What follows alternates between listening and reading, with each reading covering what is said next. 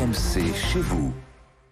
RMC chez vous, à Roanne, dans le département de la Loire. Nos reporters Vincent Chevalier et Romain Poiseau sont allés à votre rencontre toute la semaine pour rencontrer des électeurs et voir comment ils appréhendaient cette campagne présidentielle. Bonjour Vincent. Bonjour.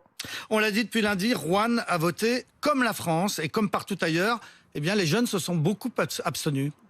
Oui, Nicolas, au niveau national, chez les moins de 35 ans, moins d'un électeur sur trois s'est déplacé aux urnes dimanche dernier, hier à Roanne. Nous avons parlé politique avec une douzaine de jeunes entre 18 et 25 ans, issus de plusieurs milieux sociaux, tous réunis à la mission locale pour un atelier sur la réorientation. Et très vite, avec Romain Poiseau, on s'est aperçu que pour ces nouveaux électeurs, le devoir civique ne veut pas dire grand-chose. T'as quel âge ? 24 cette année. Tu as fait 2 élections ?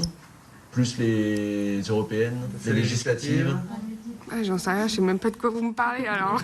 La politique, ces jeunes ne s'y intéressent pas, ne la comprennent pas. On ne savait pas à quoi servait un maire, donc les gens au-dessus encore moins. Alors Marine Le Pen ou Emmanuel Macron au second tour de l'élection présidentielle, on ne préfère pas se positionner, on passe son tour. Moi je vous mens pas, c'est pas un truc qui m'intéresse et je sais même pas si j'irai voter un jour, franchement. Les gens le font pour moi, c'est pas mal. Ça aiderait, je pense, à aller voter déjà si nous expliquait vraiment la politique dans les établissements scolaires. D'autres jeunes, au contraire, ont une conscience politique, mais ne vont pas pour autant s'exprimer lors de ce second tour. Je ressens pas le besoin de voter. Je veux dire, les deux candidats me plaisent pas. J'ai pas envie de voter pour quelqu'un qui fera de mauvaises choses, en fait. J'ai pas envie de participer à ça. Angelina, 20 ans, ne votera pas, même si la candidate du Rassemblement national lui fait peur. J'ai des amis ou des gens qui font partie de ma famille maintenant qui me portent le voile, etc. Donc je suis pas pour du tout que Marine Le Pen passe. Je peux le comprendre. Mais après, faut se dire aussi que s'il y a bien un moment où le peuple peut s'exprimer, c'est au niveau des votes. Naïm a 22 ans. Il votera par principe pour exercer son devoir de citoyen. Le fond de ma pensée, c'est de voter blanc, c'est de voter pour aucun des deux, mais de voter quand même pour montrer mon mécontentement. Ça peut être bête de penser comme ça, vu que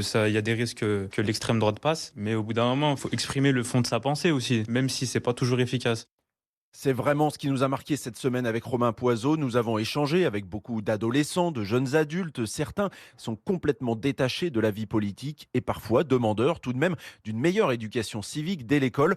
D'autres, au contraire, ont des idées bien arrêtées, souvent aux extrêmes, en opposition complète avec les vieux partis traditionnels au pouvoir depuis des années, bien loin de leurs préoccupations. Dans ces deux cas, ils attendent aujourd'hui un réel changement, une véritable rupture politique.